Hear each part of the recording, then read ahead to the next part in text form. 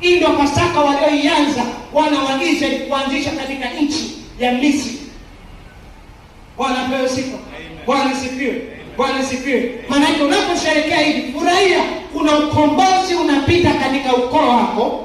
Furahia hii Pasaka inapita katika generation yako. Furahia hii Pasaka inapita katika uchumi wako. Furahia hii Pasaka inapita katika ufahamu na fikra zako. Furahia hii Pasaka inaenda kukomboa na kurejesha katika nafasi ya kwako. Bwana pewe sifa. Bwana sifiwe. Bwana sifiwe. Ikiwa Mungu alimwambia Musa wana wa Israeli ni Pasaka ya Bwana, maana yake kuna jambo kubwa linatendeka. Na kupitia Pasaka hiyo ilienda kuharibu miungu yote kama Bwana alivyonena. Bwana pewe sifa.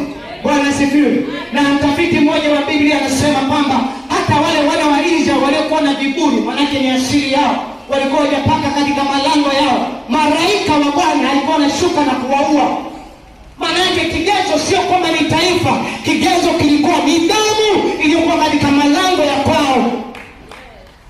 Wanapewa sifa. Kigezo sio kwamba ni taifa, kigezo ni ile damu iliyozuia mapigo ndani ya wana wa Israeli. Wanapewa sifa. Ndio maana hata mnyama wa kwao alikuwa anahuzunika. Mnyama wa kwanza, wa pili, kifo kile kilivyopita katika lile mzaliwa wa kwanza anakufa, hata katika nyama na miungu yao. Maana yake Farao kulikuwa na msiba kwake, mjirani wa Farao alikuwa na msiba kwake, waziri wa Farao alikuwa na msiba kwake, mnyama hata ile wa Misri alikuwa na msiba na omboleza. Bwana pewe sifa. Kupitia ile damu.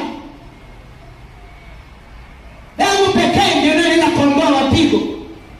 Damu pekee ndio inaweza kuondoa makosa. Damu pekee ndio inaweza kuleta suluhisho